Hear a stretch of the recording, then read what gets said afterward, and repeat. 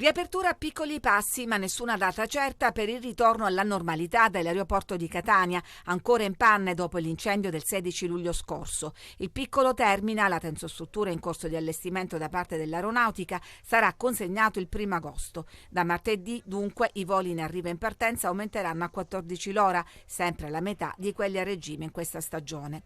Tutti gli altri continueranno ad essere dirottati sugli scali alternativi. Nel frattempo, dalla SAC fanno sapere che proseguono i lavori di bonifica del Terminal A da parte della ditta incaricata di eliminare ogni traccia di fumo, mentre è aumentato il numero delle navette gratuite messe a disposizione per i transfer da Trapani soprattutto, ma anche da Comiso e Palermo. Fin qui il cronoprogramma, ma restano ancora tanti buchi neri nella gestione di questa emergenza che il sindaco di Catania Trantino, ma non è l'unico, ha definito approssimativa.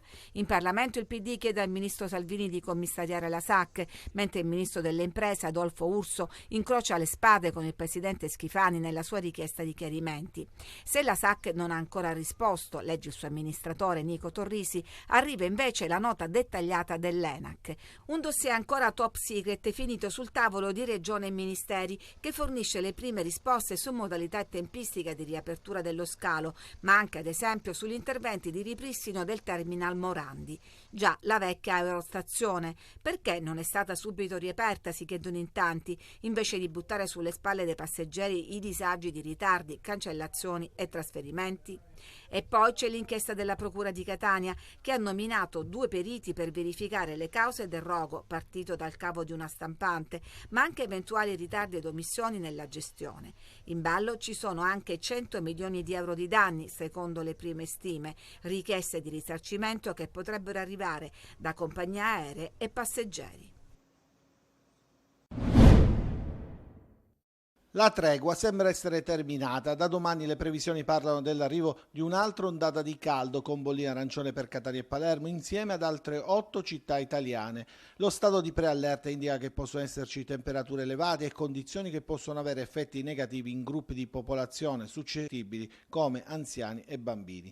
L'avvertenza è quella di prestare sempre molta attenzione, anche perché a luglio si è registrato un incremento della mortalità associata ai giorni di ondate di calore al sud, più 2% con Catania e Palermo tra queste città, ed a Catania sono state centinaia le persone, tra cui anche alcuni senza fissa dimora, che hanno usufruito dei locali climatizzati approntati nel centro Le Ciminiere, dove hanno trovato 2 pasti gratuiti al giorno e accoglienza e protezione nelle ore più difficili in cui si sono raggiunte temperature elevatissime. E l'ultimo fine settimana di luglio coincide anche con il primo vero esodo estivo per le partenze di breve e lunga permanenza. La viabilità complessivamente nel paese è da bollino rosso già dalla mattinata di sabato, e la Sicilia ha diversi punti sulla rete autostradale in cui prestare attenzione. In particolare le arterie più interessate dal traffico per l'esodo sono le autostrade Palermo-Catania, la Messina-Catania, la Palermo-Mazzara del Vallo, la tangenziale ovest di Catania e le loro diramazioni e raccordi, oltre che la Alcamo-Trapani con la diramazione per Punta Raisi.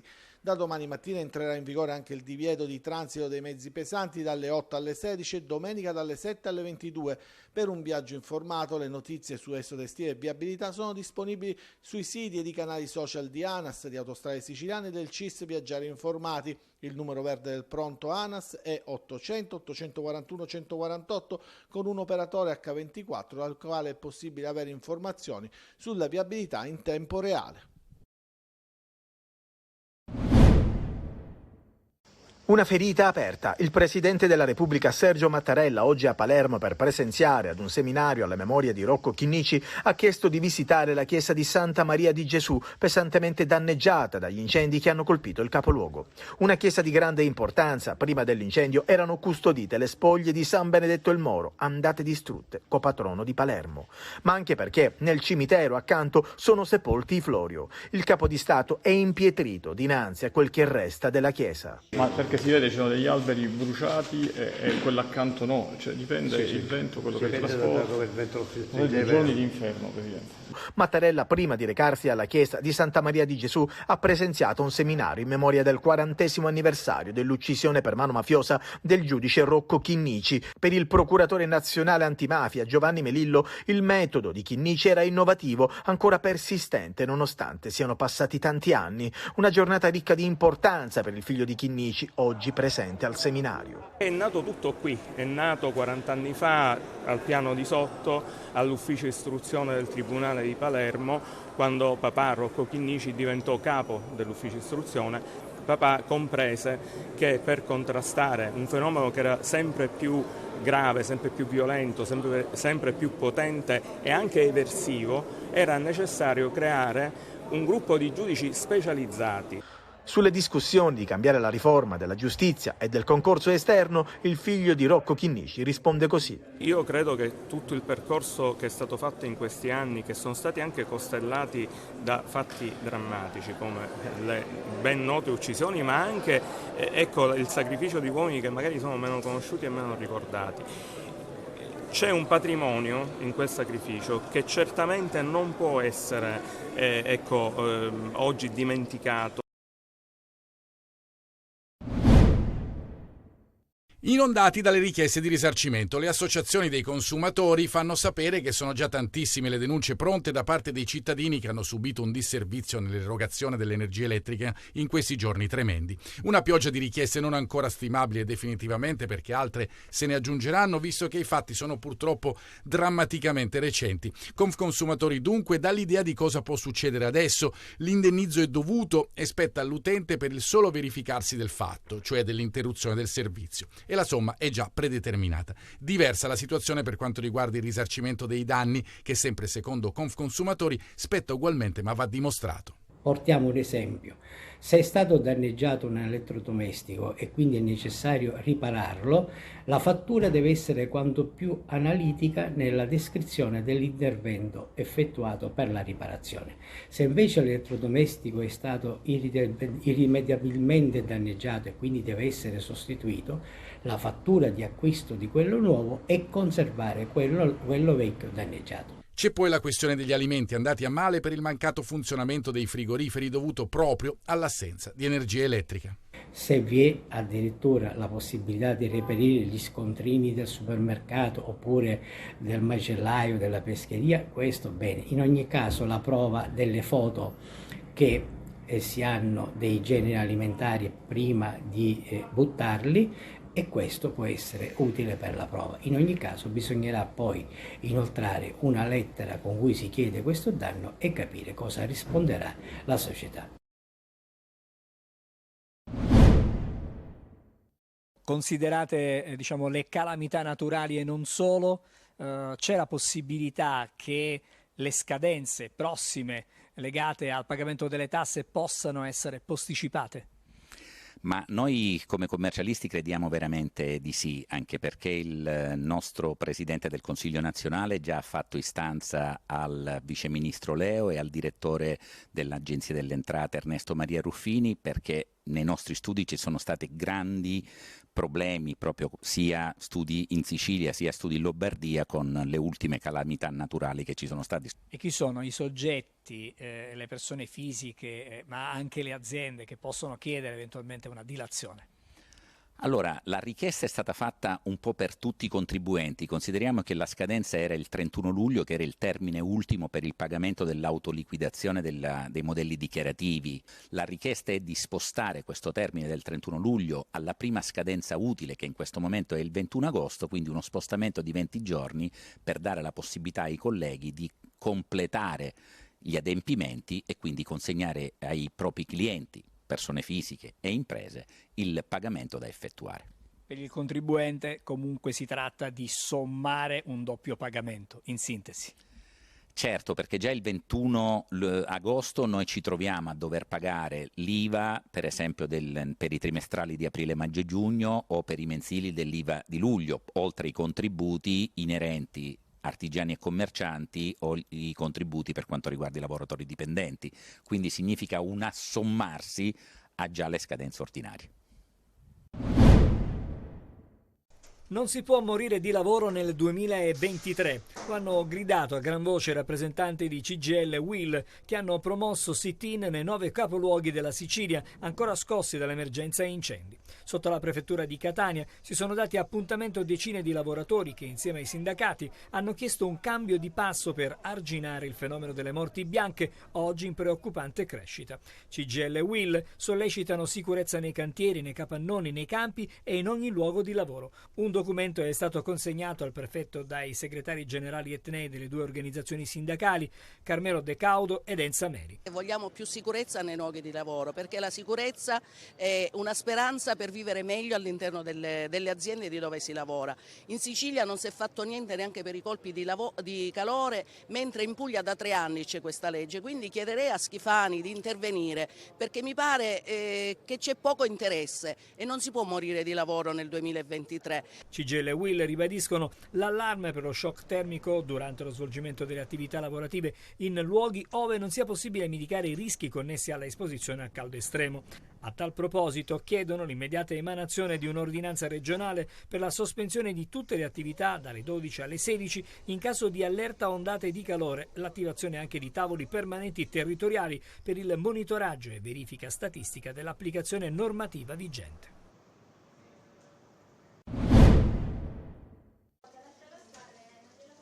Ha voluto dare il suo contributo, aiutare, essere vicina ai disagi e alle difficoltà che i catanesi stanno vivendo in questi difficilissimi giorni e che lei stessa ha toccato con mano atterrando a Catania. Malika Ayhan, una delle voci più belle della musica italiana, avrebbe dovuto presentare in città il suo primo libro, ma per rispetto e sensibilità ha ritenuto opportuno annullare l'evento. E così. E leggendo della disponibilità degli spazi da parte dell'amministrazione comunale alle Ciminiere, che è il primo posto in cui io sono stata a Catania a cantare ormai 15 anni fa, e ho pensato di venire a curiosare sul come la città si rende utile per la città, e quindi inevitabilmente sono capitata qua ed è stato istruttivo, devo dire. L'artista milanese si è unita ai volontari della Caritas che in questi giorni hanno raddoppiato i loro sforzi per sopperire anche alle esigenze di quanti non avevano acqua e luce in casa e hanno usufruito dei pasti della Caritas diocesana negli spazi delle Ciminiere o qui nella mensa di Viale Africa. Non è tanto un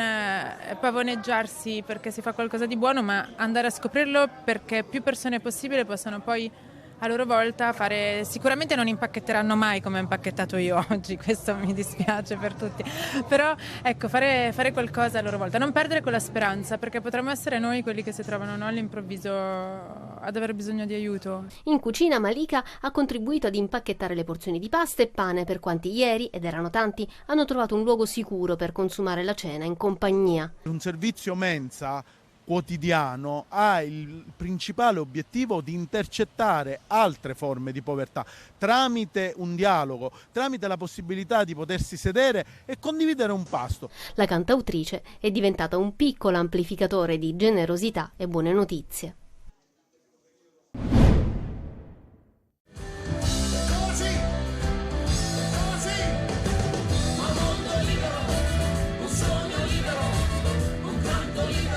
Grande successo ad Agrigento per la prima data siciliana del 2023 del World Wild Tour di Zucchero Sugar Fornaciari.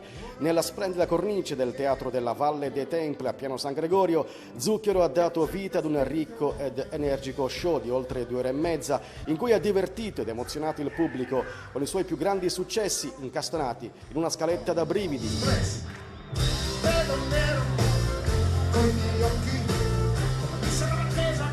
Sold out per la prima del concerto siciliano del cantante reggiano, un pubblico eterogeneo, un incontro tra generazioni, quello che si poteva ammirare in platea e sulle tribunette. Zucchero è un artista internazionale molto bravo. Quale canzone ti piace maggiormente di Zucchero? Ma svariatissime.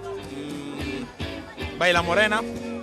Che fa come? Baila, baila Morena, sotto questa luna piena. Ad accompagnarlo sul palco una super band internazionale composta tra gli altri da Polo Jones, K. Dyson, Peter Vettese, Mario Scliro e Adriano Molinari. Zucchero sarà in concerto stasera, domani e dopodomani al Teatro Greco di Siracusa, dove anche lì è già sold out.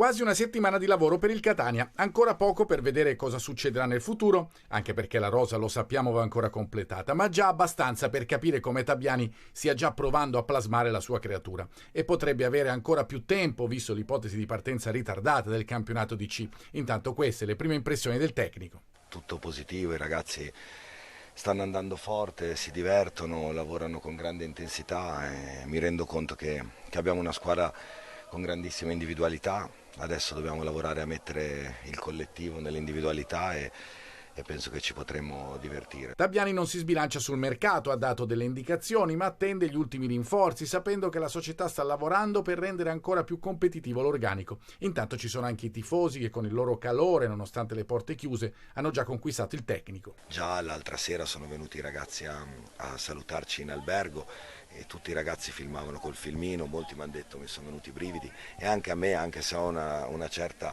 età, non è che sono proprio un decrepito, però inizio ad avere una certa età, devo dire la verità che mi ha colpito, era un po' che non vivevo determinate sensazioni e mi ha reso orgoglioso di essere qua. In attesa ci sono i colpi che costituiranno l'ossatura dell'11 di partenza, quelli che insieme a Ladinetti andranno a costituire la spina dorsale della squadra. Vicino il portiere Dini, Furlan, c'è anche Del Frate della Pro Sesto, ma attenzione al colpo a sorpresa.